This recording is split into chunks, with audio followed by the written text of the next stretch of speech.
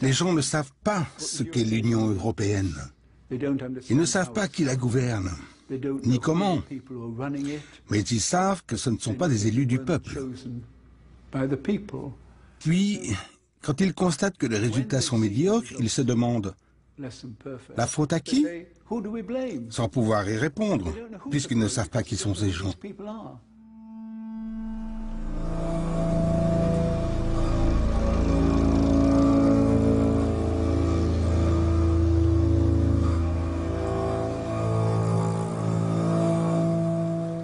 Quand j'ai débuté comme jeune activiste, j'étais loin de me douter que je finirais observateur de la machine bruxelloise.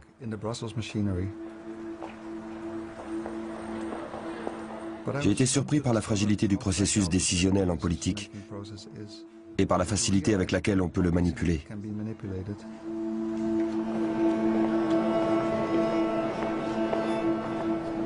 Tout cela cache en fait un pouvoir obscur, une industrie tout entière qui opère discrètement dans l'ombre.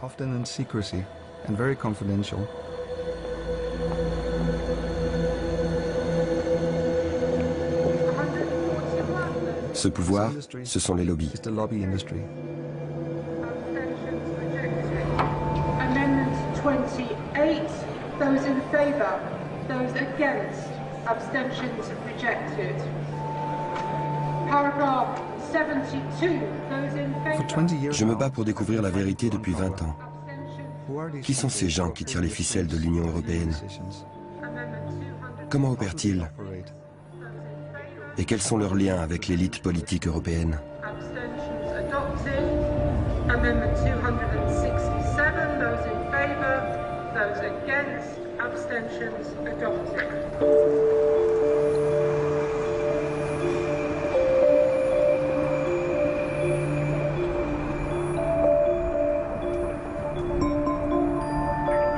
Allô? Oui, bonsoir. Pourrais-je parler à Raphaël, s'il vous plaît? Ah, il n'est pas là. Bien. J'aimerais lui laisser un message pour demain. Je souhaite simplement confirmer notre réunion. Mon nom est Kerneis. Pascal Kerneis. K-E-R-N-E-I-S. C'est ça. Du European Service Forum. ESF. Nous avons rendez-vous demain, mais je n'avais pas encore eu le temps de confirmer. Voilà pourquoi je vous appelle maintenant. Ok? Oui? Merci beaucoup. Au revoir.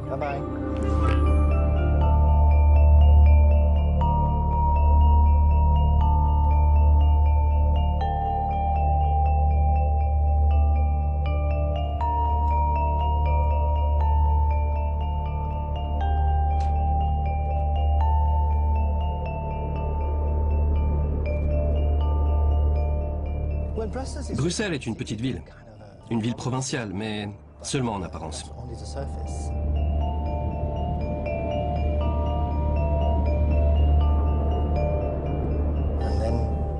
Quand vous commencez à bien la connaître, vous vous apercevez que c'est ici que ça se passe. Les affaires se font ici. Les lois aussi. Je pense que presque 80% des lois qui touchent directement les citoyens européens sont élaborées ici, à Bruxelles.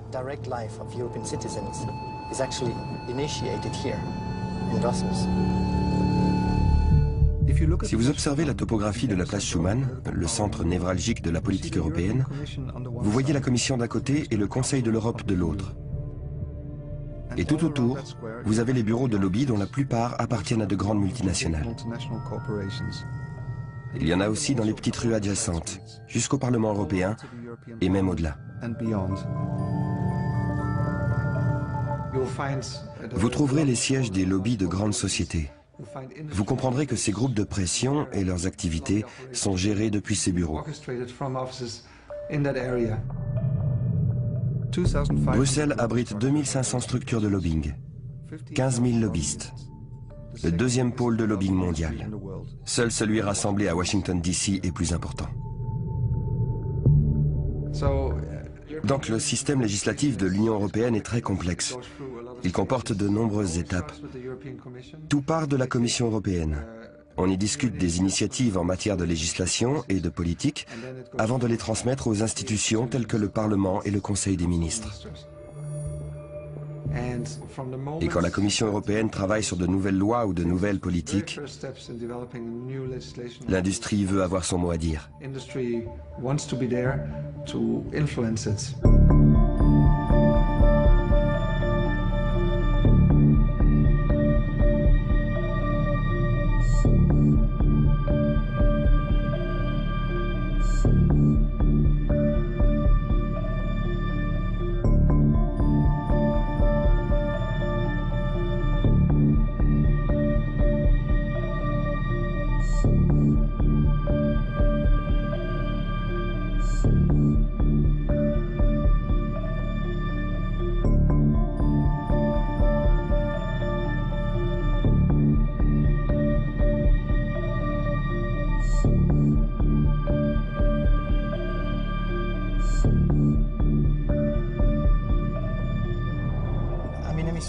L'administration, ce n'est pas vraiment mon truc.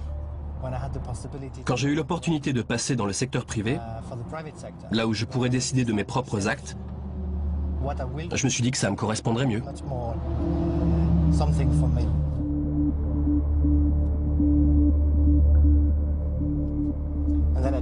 Ensuite, j'ai découvert le business des institutions européennes.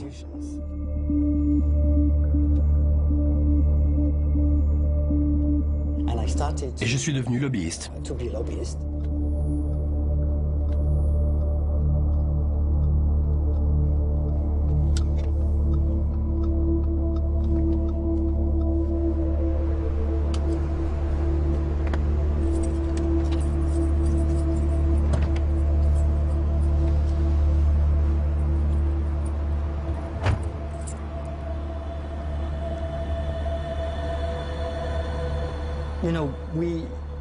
Vous savez, tout le monde croit que les législateurs sont les institutions. Que les institutions de l'Union européenne sont la Commission, le Conseil des ministres et le Parlement européen. En réalité, tout cela cache un autre monde.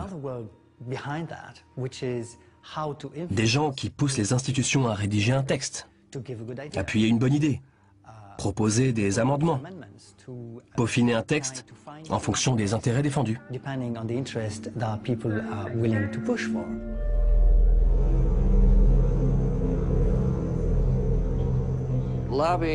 Le lobbying était initialement envisagé comme une bonne chose. Les parlementaires ne peuvent être experts dans tous les domaines où ils travaillent. Ils s'appuient donc sur des conseillers.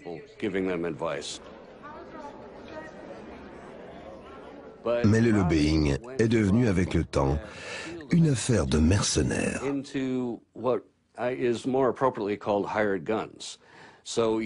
Maintenant, nous avons des personnes qui ne sont expertes en rien, mais qui sont payées par des clients afin de servir des objectifs précis. Ce qui les rend si efficaces, c'est que bon nombre de ces conseillers s'appuient aujourd'hui sur leurs anciens contacts.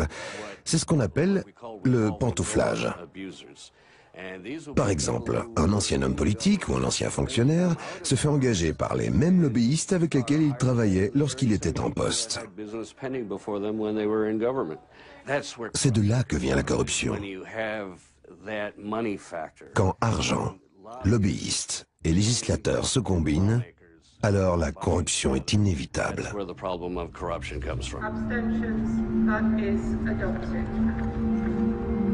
And now the vote on the draft legislative resolution, to which there are two amendments. Amendment 266, those in favour, those against, abstentions adopted. Amendment 267, those in favour, those against, abstentions adopted. Amendment 28, those in favour.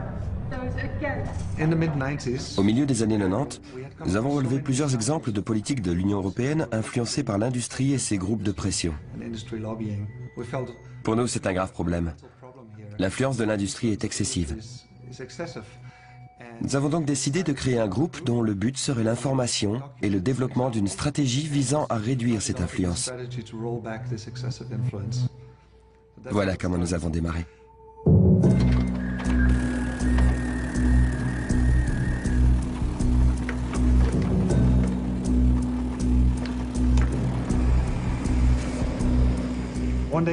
Un beau jour de l'été 1993, nous avons reçu un fax au bureau. Il venait du sud de la France et était envoyé par un groupe d'activistes locaux.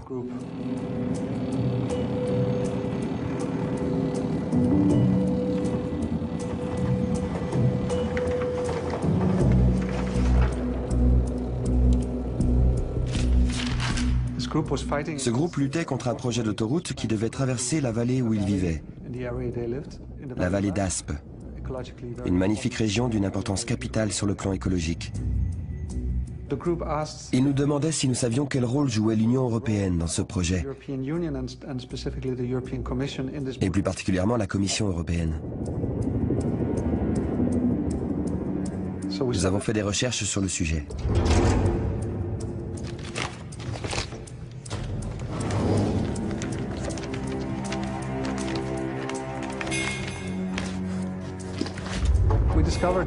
Nous avons découvert que ce projet faisait partie d'un ensemble plus vaste appelé Réseau transeuropéen. Les réseaux transeuropéens formaient le plus grand projet d'infrastructure de l'histoire, avec un budget estimé à 400 milliards d'euros. Des amis suédois ont relevé un autre détail. Derrière ce projet se cachait un groupe de pression très influent. Ils nous ont demandé si nous connaissions l'ERT, la table ronde des industriels européens. Non, je ne savais pas. Je me suis renseigné à leur propos. J'ai fouillé dans nos archives, mais sans succès. J'ai alors parcouru la presse spécialisée. Financial Times, The Economist, des journaux allemands. Et nous avons fini par dénicher une référence à un rapport récent intitulé Reshaping Europe. Comme nous étions intéressés, nous avons commandé ce rapport au siège de l'ERT.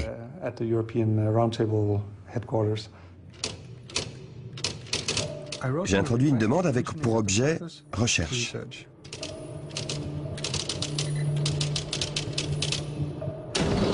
Je ne pensais pas obtenir quoi que ce soit, mais quelques jours plus tard, une épaisse enveloppe brune est arrivée dans ma boîte aux lettres. Elle contenait 3 brochures.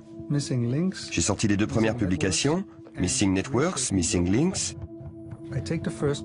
En les feuilletant, j'ai remarqué un détail étrange. Ça me disait quelque chose. Eurotunnel, Scanlink, le couloir des Pyrénées. Je suis retourné aux archives. Le projet Réseau transeuropéen de la Commission. J'ai lu les documents, je les ai comparés dans tous les sens.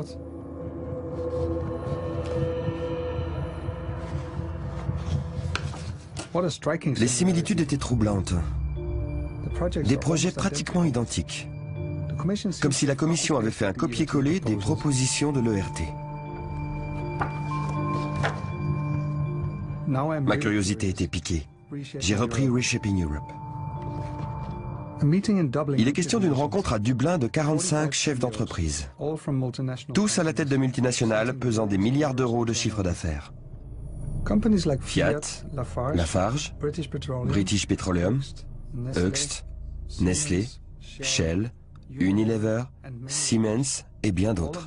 Tous allaient dans le sens du livre. Ces auteurs, 3 PDG, Jérôme Monod, Per Gullenhammer et Wisse Dekker. Puisque je vivais aux Pays-Bas, je connaissais Wisse Dekker, le grand patron de Philips, l'une des plus importantes entreprises du pays. Per Gullenhammer dirigeait Volvo, un constructeur automobile. Et Jérôme Monod, la Lyonnaise des Eaux, une très grosse multinationale française.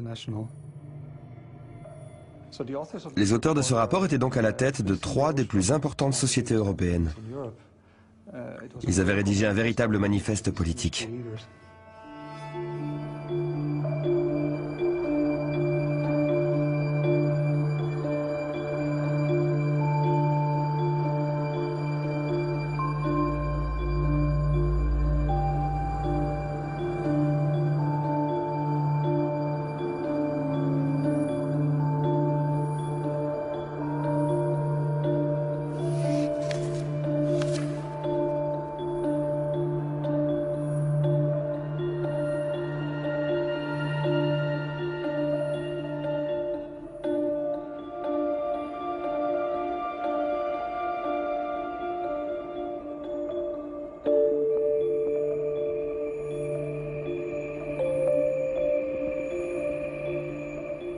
Le plus surprenant, c'était l'idée que ces 3 chefs d'entreprise s'étaient réunis pour rédiger des recommandations sur la manière à adopter pour changer le visage de l'Europe.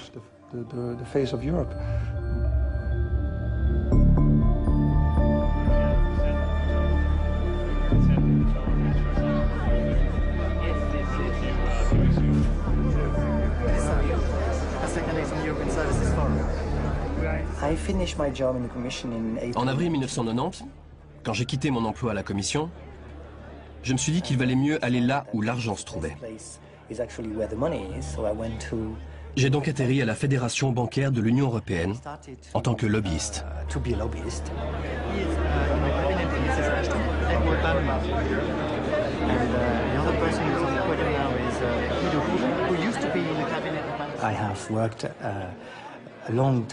J'ai travaillé 9 ans pour la Fédération bancaire de l'Union européenne, où j'ai découvert un autre monde au sein de l'Europe, celui du commerce international.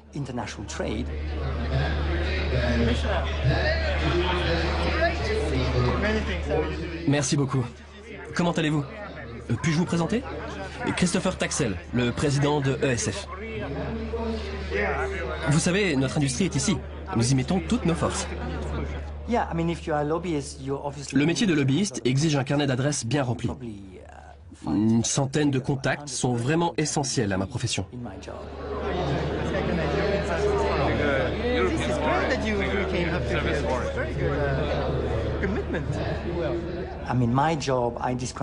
Je dirais que mon boulot, c'est de créer des réseaux, faciliter les contacts, un peu comme un ambassadeur. Et un ambassadeur doit savoir à qui s'adresser. Je représente environ 80% des exportations et des investissements de services, soit un chiffre d'affaires équivalent à 50% du PIB de l'Union européenne.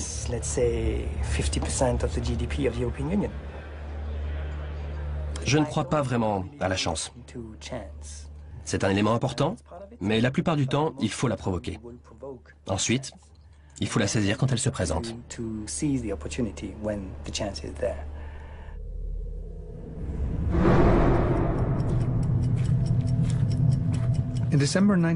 En décembre 1993, mon ONG tenait son meeting annuel à Bruxelles. Ce que nous venions de découvrir, la structure, l'influence de l'ERT, nous a réellement impressionnés. Il n'existait alors aucune étude académique sur le sujet, rien qui montrait la véritable influence que ces multinationales exerçaient sur la politique de l'Union européenne. Nous avions décrété que ce serait l'occasion rêvée d'attirer l'attention sur le rôle de l'ERT.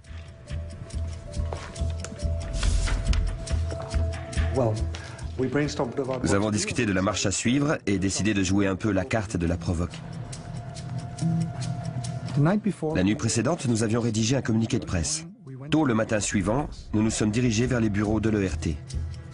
L'un de nous a sonné et s'est fait passer pour un étudiant venu récupérer des documents. Quand la porte s'est ouverte, nous sommes entrés dans le bâtiment et avons couru dans les escaliers jusqu'au bureau de l'ERT.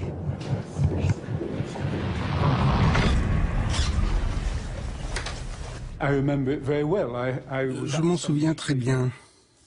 Je sortais d'une réunion, donc nous devions être en milieu de matinée. Je suis entré dans le bureau et j'ai découvert tous ces calicots et ces visages que je ne connaissais pas.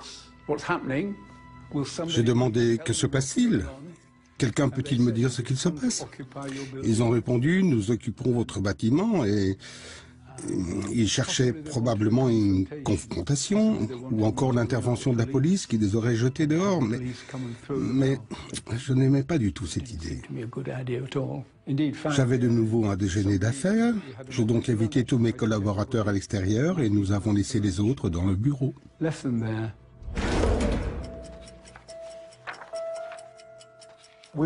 La réaction de l'ERT nous a surpris. Ils sont entrés dans une autre pièce où ils ont apparemment discuté de la situation avant de sortir. Nous en avons profité pour faxer les communiqués de presse aux médias internationaux.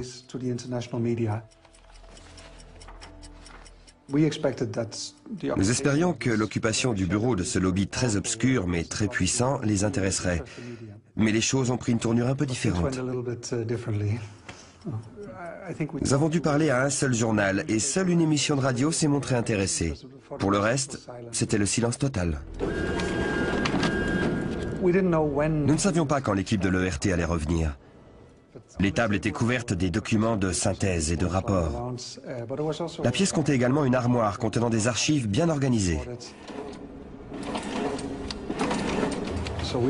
Nous avons rapidement copié un maximum de documents.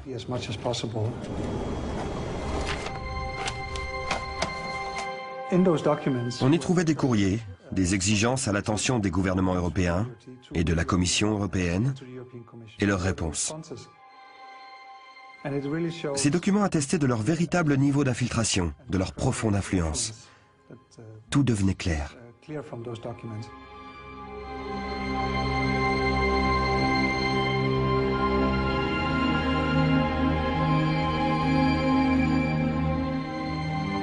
Quand nous avons remonté l'historique de l'ERT, nous avons découvert qu'ils ont commencé au début des années 80. À la Commission, le membre le plus important était un Belge, Étienne Davignon. Il avait un passé de diplomate et d'homme d'affaires qui lui permettait de sentir les réels besoins.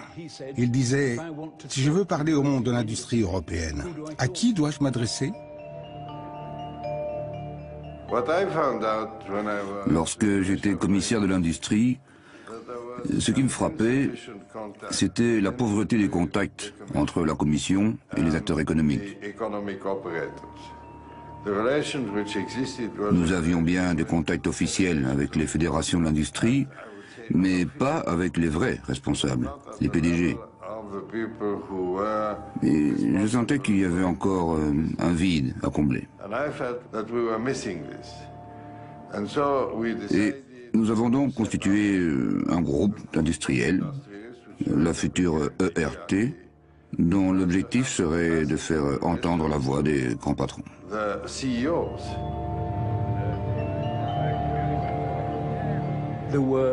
Les Agnelli pour Fiat en Italie, le néerlandais Wiese Becker pour Philips, le suédois Per Gyllenhammar pour Volvo, des gens de Siemens et les plus importants industriels de la chimie allemande, les Français, les Espagnols et les Anglais. Tous ces dirigeants des plus importantes entreprises européennes étaient disposés à débattre de politiques vraiment importantes avec les responsables des institutions gouvernementales européennes.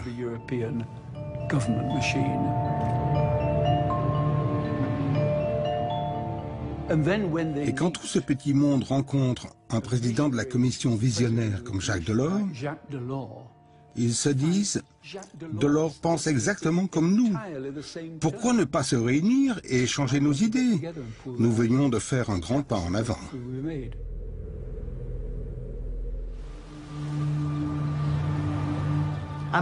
Je suis un médiateur. C'est probablement l'étiquette qui me correspond le mieux. Le mot lobbying est souvent connoté négativement. Pourtant, il ne s'agit que de réseaux et de contacts entre êtres humains.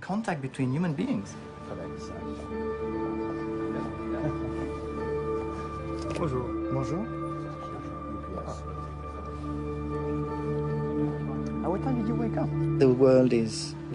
C'est un petit monde.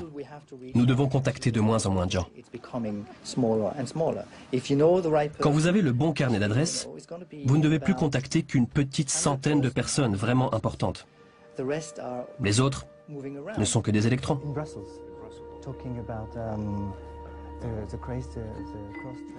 Les entreprises d'aujourd'hui sont mondialisées.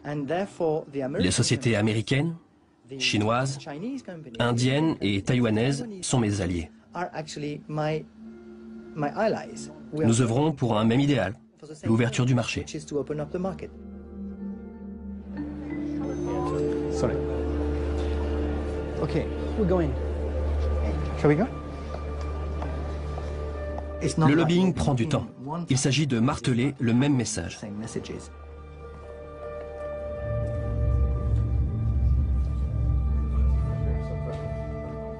Nous fonctionnons à long terme. Je ne prétends pas changer le monde en une nuit.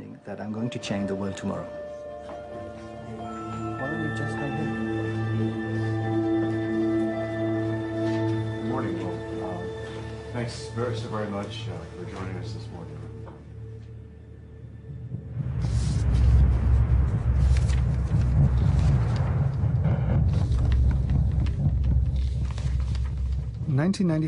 L'Union européenne est née en 1993. Elle nous a été vendue comme un projet politique.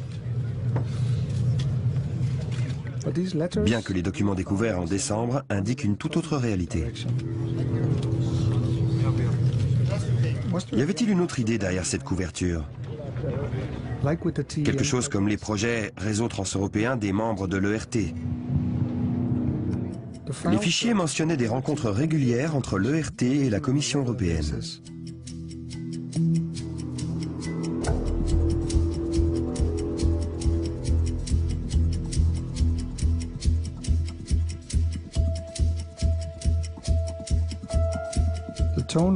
Le ton était étonnamment jovial et informel, alors que tout cela avait lieu dans le plus grand secret. L'ERT et la Commission européenne travaillaient main dans la main. Missing Links fut publié en 1984. Tout de suite après, la Commission européenne crée un groupe de travail autour du même sujet. En janvier 1985, Wiese Dekker, le patron de Philips, présente son plan d'action en faveur du marché unique, intitulé Europe 1990. 10 jours plus tard, Jacques Delors, le nouveau président de la Commission européenne, fait un discours sur le marché unique au Parlement européen. Son intervention ressemble étrangement à celle de Wiese Dekker. Mesdames et messieurs les députés. En juin 1985, Lord Cockfield, vice-président de la Commission, publie son fameux livre blanc sur le marché unique, un simple copier-coller du plan Dekker.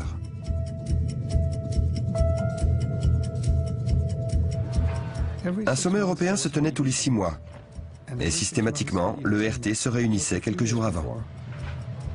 Le lieu et la date étaient tenus secrets, et les réservations étaient réglées 2 ans à l'avance. Un message clair à l'attention des chefs d'État qui allaient se réunir au sommet européen quelques jours plus tard. Adopter le marché unique, l'union monétaire, projet d'infrastructure, marché du travail flexible, dérégulation, dégraissage des services publics, mesures d'austérité, et ainsi de suite, tout l'arsenal néolibéral. Maria Green-Coles, une spécialiste américaine qui avait étudié le sujet, a confirmé notre point de vue. J'avais envie de faire quelque chose sur l'Europe et l'Union européenne. Je me suis entretenue avec quelques patrons d'entreprise, puis avec des chargés d'affaires. Chacun apportait sa pièce du puzzle. Ensuite, j'ai rencontré Keith Richardson.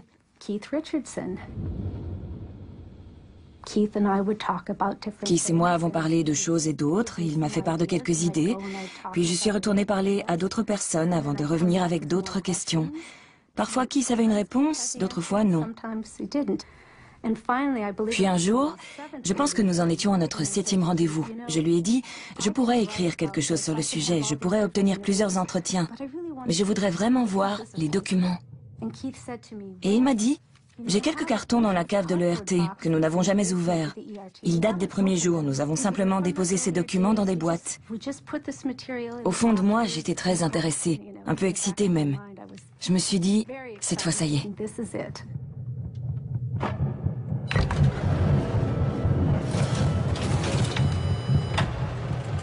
Maria Green-Coles a découvert un telex provenant de Wiese Dekker, le PDG de Philips.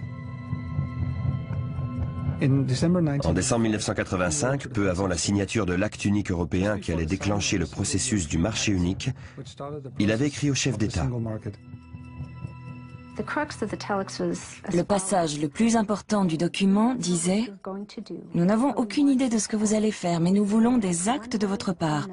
Vous avez le choix. Si vous ne voulez pas d'un marché unique, nous serons peut-être obligés d'aller poursuivre nos activités ailleurs. »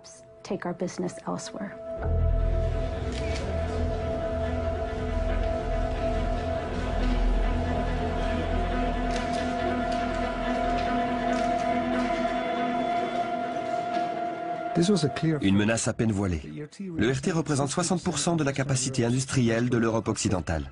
Un chantage pur et simple. Pourquoi aucun gouvernement n'a-t-il rien dit de ce fameux Telex, ni des autres menaces qui ont suivi? Ils étaient nos représentants, nous les avions élus.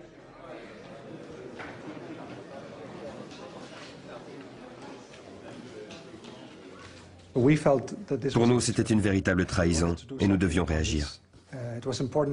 Le public devait savoir ce qui se tramait. C'est pourquoi nous avons publié un livre. Nous avons rassemblé des données. Et nous avons mené des interviews clandestines. Eric était la personne idéale. À l'époque, rien de plus aisé que d'obtenir une accréditation de presse. Un magazine, un journal, et vous étiez journaliste. Ce n'était ni tout à fait faux, ni tout à fait vrai.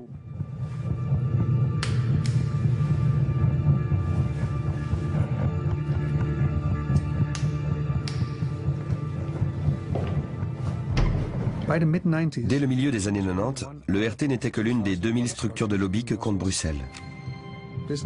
Fédération professionnelle, groupe de consultance, bureau d'affaires publiques, groupe de réflexion. Nous entrions dans le monde du lobbying. Au printemps 1997, nous avions enfin consigné les résultats de nos recherches et entretiens dans un rapport. Europe Inc. Nous avions projeté de lancer le livre lors du grand sommet européen d'Amsterdam. Tous les médias seraient présents. Nous étions très excités. Nous avions préparé le lancement une demi-heure avant que n'arrivent les premiers amis.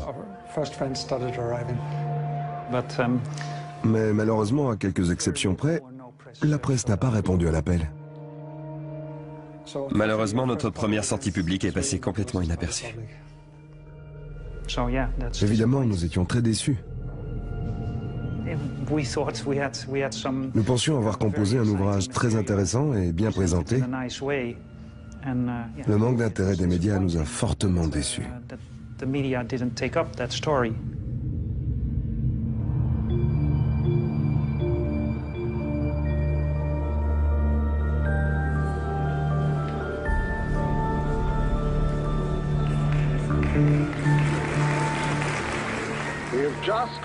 Nous venons de conclure un exercice très ambitieux d'ouverture de marché et de prise de décision.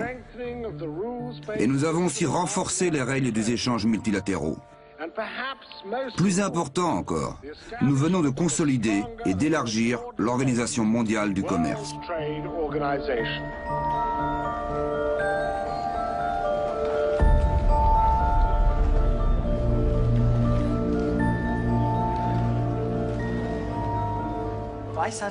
Lorsque j'ai commencé à travailler sur les négociations de l'AGCS, je me suis dit, ça, c'est intéressant. C'est ça que je veux faire. Nous sommes parvenus au terme de la plus vaste négociation commerciale. Vous, les 117 négociateurs ici présents, vous, les représentants de gouvernement, venez d'accomplir un travail extraordinaire. Avec notre accord, je proclame donc l'Uruguay Round clos.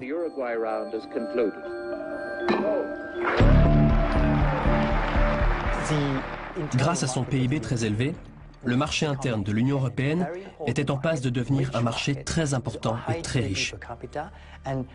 Lorsque l'Union européenne négocie en un seul bloc à l'extérieur, elle pouvait s'appuyer sur sa position de plus gros exportateur, importateur et investisseur étranger.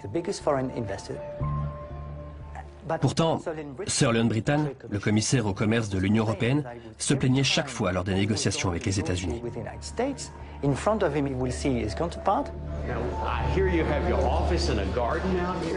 Il savait son homologue soutenu par les patrons des grandes banques et compagnies d'assurance qui lui demandaient « Faites ceci pour moi, faites ceci pour nous ».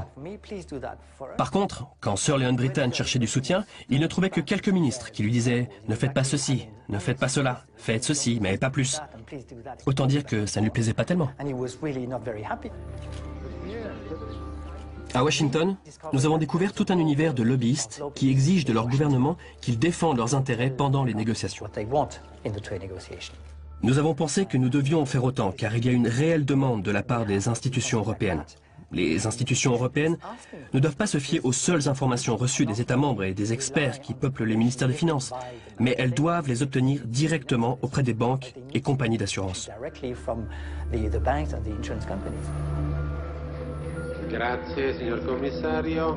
Un jour, Leon Brittan, le commissaire européen au commerce, s'est dit « Ces associations ne savent pas vraiment ce qui se passe. Je vais inviter à dîner les 40 PDG des plus grandes entreprises de services européennes. Les grandes banques, compagnies d'assurance, sociétés de télécom, de distribution, de transport, de tourisme. Tous ces secteurs réunis représentent environ 70% du PIB européen. Il a donc invité une quarantaine de personnes. Après le dîner, il leur a dit « Maintenant que vous avez été régalés par la Commission, vous me devez quelque chose. Vous devez faire quelque chose pour moi. » Les gens pensent parfois que la Commission sort ses idées d'un chapeau et les met en avant. Ce n'est pas ça du tout. La Commission est très réceptive aux idées des acteurs économiques, car ce sont eux qui vont nous aider à choisir ce qu'il faudra mettre en avant dans l'intérêt de l'Europe.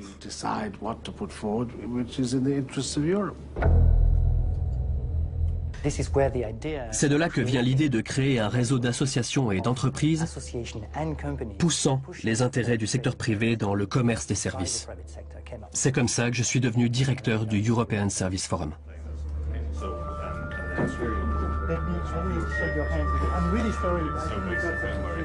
En janvier 1999, nous avions 11 mois pour préparer Seattle, la première conférence ministérielle de l'OMC après sa création en 1994. L'idée était de saisir cette opportunité pour lancer le Millennium Round, pour lequel Sir Leon Brittan s'était battu.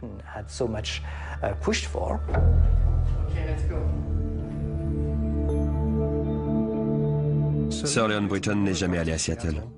La commission entière a dû démissionner suite à la gigantesque affaire de fraude impliquant plusieurs commissaires. À Seattle, pendant ce temps, le Millennium Round prenait une tournure plutôt inattendue. Je séjournais à l'hôtel Hilton, à 500 mètres du Sheraton où devait se tenir la conférence. Malheureusement, je n'ai pas pu sortir de l'hôtel à cause d'un policier et d'un manifestant couché devant la porte. J'ai demandé « Puis-je sortir, s'il vous plaît? Je dois faire mon travail. » Je devais assister au lancement du Seattle Round. Il devait introduire une nouvelle phase de négociation en vue de la libéralisation des services. Je me souviens que le commissaire Lamy a pu atteindre sa voiture, mais qu'il n'a pas pu s'en servir parce que des gens bloquaient le passage. Et pas un seul policier pour dire « Reculez de quelques mètres, s'il vous plaît. Laissez cette personnalité faire son travail. » Plusieurs ONG prétendent que l'ESF est une organisation secrète qui organise des rencontres clandestines avec la Commission européenne. Pourtant, tout se trouve sur notre site web. Je ne fais que mon travail, qui est de contacter les gens de la Commission en charge de mes dossiers. Si quelqu'un d'autre souhaite en faire autant, les numéros de téléphone sont sur notre site web. Je ne fais que mon travail, rien de très spécial. Si la Commission entretient certains rapports avec l'ESF, c'est parce qu'elle a besoin des informations que le secteur des services doit lui fournir pour qu'elle puisse négocier en son nom. Car c'est bien de cela qu'il est question. Ce sont les sociétés qui font du commerce, pas les ONG.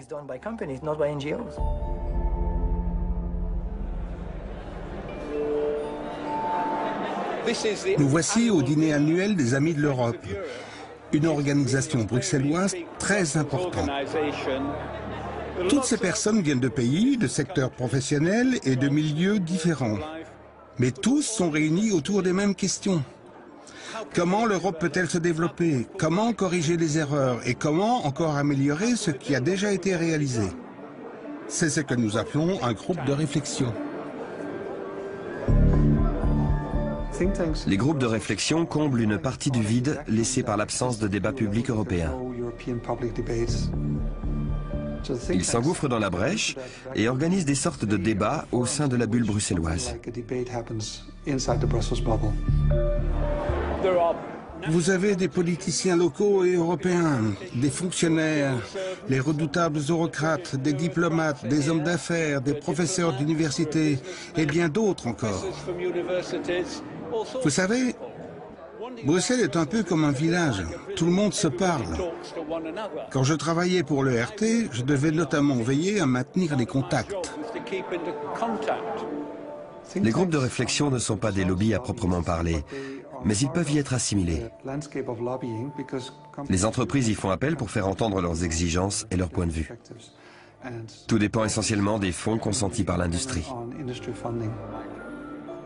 Plusieurs personnes parrainent cet événement, notamment Microsoft. Les Américains sont bien implantés en Europe. Microsoft est l'un d'entre eux. Pourquoi pas?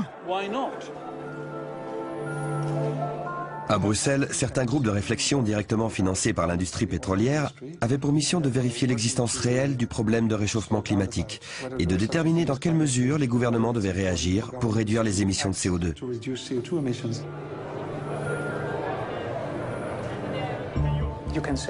Vous pouvez créer des instituts de recherche qui fourniront les données nécessaires pour asseoir votre position.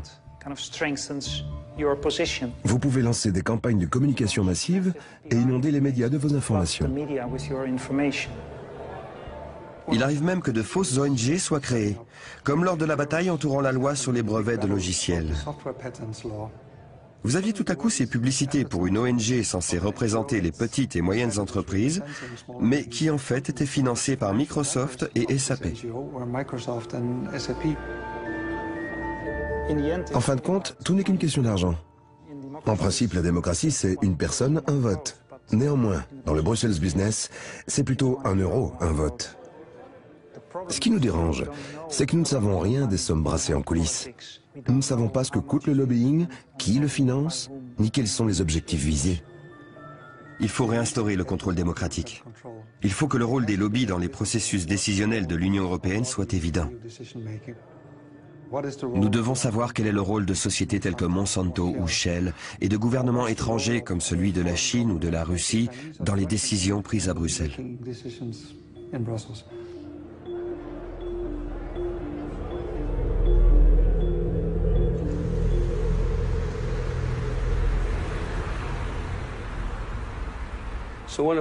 L'un de mes premiers témoignages devant la Commission européenne fut une expérience très révélatrice.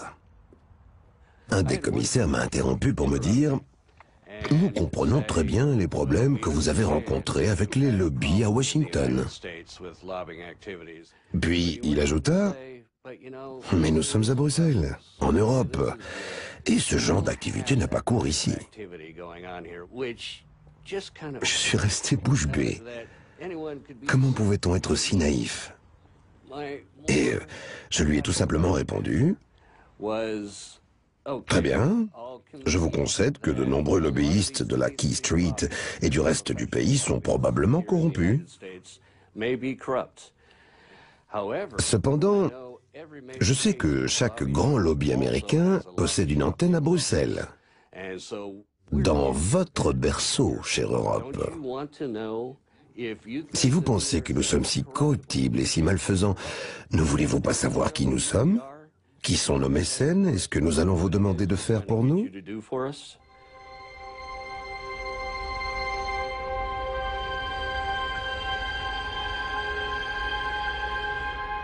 Nous souhaitions imposer une régulation des lobbies depuis longtemps. Mais en 2004 est apparue une nouvelle commission qui incluait pour la première fois 10 pays d'Europe de l'Est.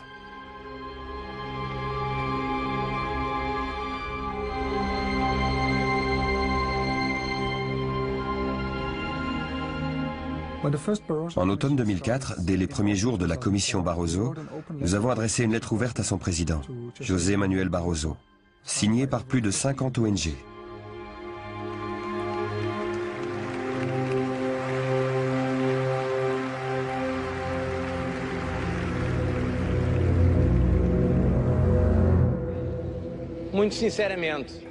Je tiens à vous dire que je suis parfaitement conscient que ce vote de confiance implique aussi une énorme responsabilité de ma part. Nous allons travailler dur, donner le meilleur de nous-mêmes pour l'Europe, les institutions de l'Union européenne et tous nos concitoyens européens. La réponse tenait en une lettre très formelle, très courte, quelque chose du style « Nous avons bien reçu votre lettre et nous vous en remercions ». C'est très intéressant, mais aucune réaction substantielle. Nous avons donc envoyé une lettre similaire à tous les vice-présidents de la Commission. Puis un beau jour, vers la fin du mois de février, nous avons été contactés par le bureau de Siim Kallas.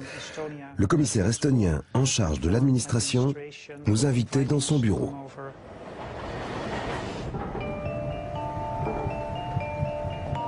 Nous nous sommes rendus dans le bureau de M. Kallas, quelque part tout en haut du bâtiment. Nous ne savions qu'attendre de cette rencontre. Nous n'avions jamais été contactés par un commissaire auparavant. Nous étions assez excités. M. Kallas nous a reçus en personne, flanqué d'un des membres de son cabinet. Dans sa main, il tenait une brochure qui nous a fait sourire. Il s'agissait du guide Lobby Planet de Bruxelles, un livre coécrit par Eric et moi et tous nos collègues. Il propose un regard ironique mais très critique sur l'industrie du lobbying. Lorsque j'ai débuté en tant que commissaire de l'administration, j'ai immédiatement senti que de très gros soupçons pesaient sur le processus décisionnel de l'Union européenne.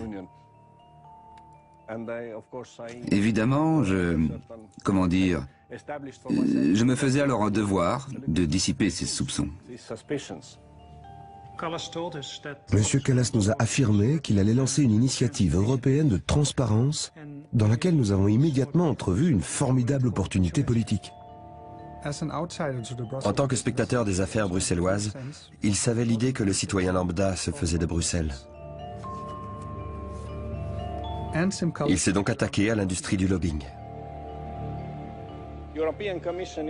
La Commission européenne est convaincue que les activités des groupes d'intérêt sont légitimes et contribuent valablement au processus décisionnel. Toutefois, il convient de faire preuve de transparence. Il est important que la Commission sache qui sont ses représentants, pour le compte de qui ils agissent et dans quel contexte financier. J'ai mis énormément d'énergie à préparer, à donner ce discours. Il traçait les grandes lignes de la transparence et indiquait la marche à suivre. Il a évidemment suscité pas mal d'intérêt, mais aussi de réactions controversées. Sans transparence financière, nous ne pouvons pas savoir qui se cache derrière ces campagnes. Un peu de réglementation ne va sûrement pas nuire à notre réputation auprès des électeurs.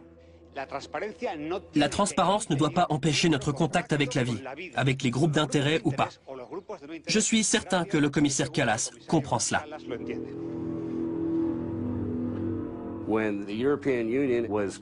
Quand l'Union européenne s'est penchée sur l'initiative européenne en matière de transparence, elle a souhaité obtenir des informations sur la situation américaine.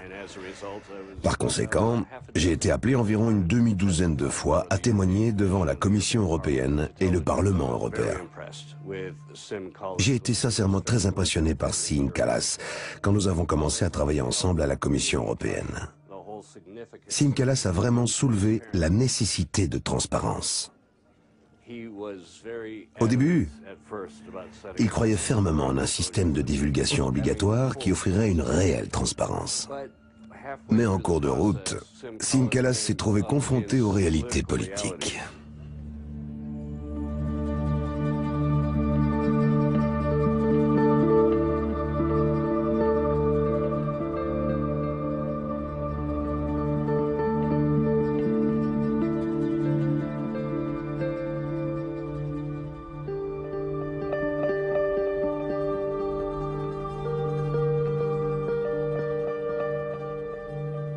Exténué par 3 années de bataille politique, Siim Kallas est monté à la tribune pour annoncer le lancement d'un registre des lobbies.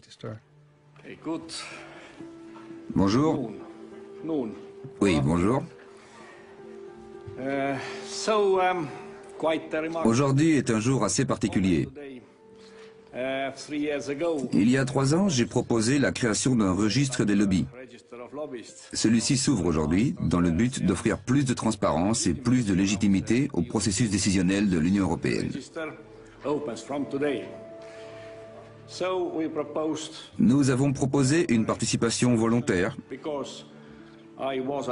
car je suis convaincu que c'est la meilleure façon d'agir et que c'est ce que tout le monde attend.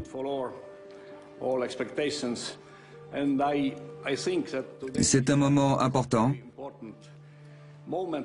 car il marque un changement culturel de cet aspect du processus décisionnel des institutions européennes. Contre toutes les recommandations des ONG et des experts, Siim Kallas avait proposé un système de participation volontaire. Il n'avait pas pu faire mieux. Depuis 2 ans, nous essayons de savoir qui a fait obstacle aux intentions originales de M. Kallas. Les autres commissaires? Le secrétariat de la commission? Les lobbyistes eux-mêmes?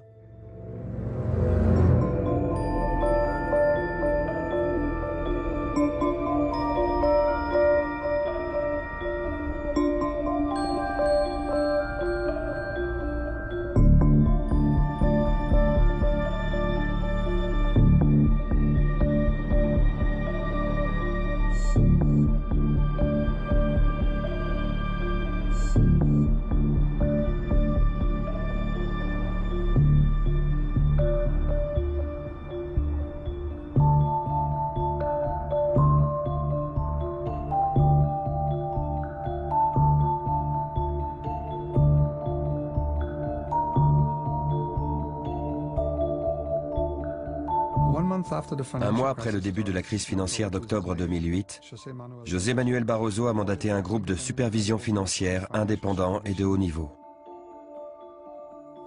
Ce groupe devait élaborer des propositions visant à réguler les marchés financiers et trouver une solution à la crise financière et économique. Il se composait de 8 prétendus sages: Jacques de Larosière, Rainer Massera, Onno Ruding, Otmar Issing, Callum McCarthy, Leszek Balcerowicz, José Pérez Fernandez et Lars Nyberg. En nous renseignant sur l'indépendance de ce groupe, nous avons fait quelques découvertes surprenantes. De Larosière est co-directeur d'une structure de lobby financier. Massera est en cheville avec Lehman Brothers, Ruding avec Citigroup et Issing avec Goldman Sachs. McCarthy, Nyberg et Balcerowicz sont des professionnels de la dérégulation. Et Pérez Fernandez offre des renseignements sur les marchés financiers aux grandes banques. 3 de ces 8 protagonistes étaient directement liés aux banques américaines qui ont provoqué la crise.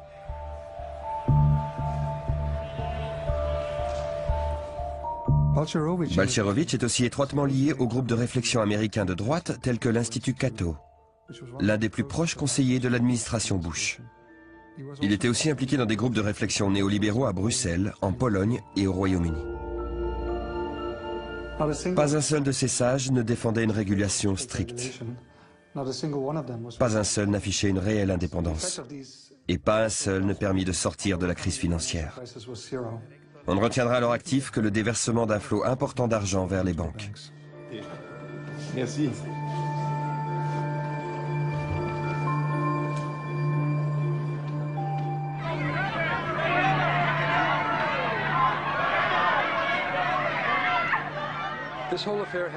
Toute cette affaire donne un sentiment de déjà-vu.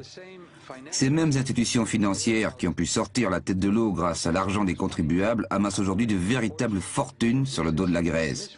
Alors que les contribuables payent actuellement le prix fort en voyant leurs salaires et leurs services sociaux sévèrement réduits.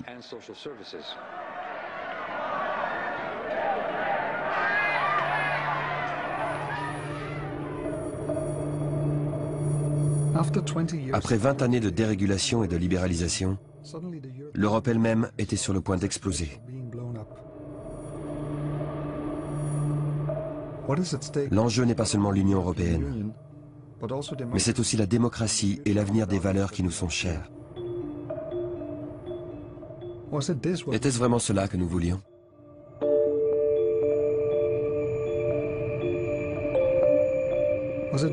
Sommes-nous naïfs de nourrir l'idée d'un rêve européen ?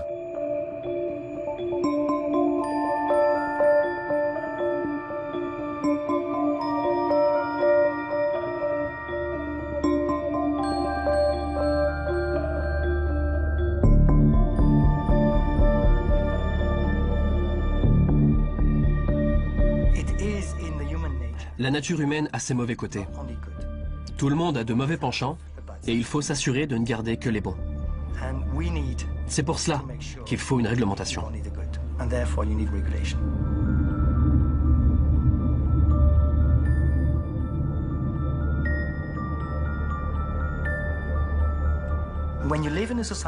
La société a besoin de règles, sans quoi les gens roulent trop vite sur l'autoroute. Ils ne respectent plus les autres et le plus fort s'impose. C'est ça, la nature humaine. C'est pour cela que nous avons développé des règles, pour nous permettre de vivre ensemble. Et c'est aussi pour cela que nous avons élu une autorité que tout le monde respecte.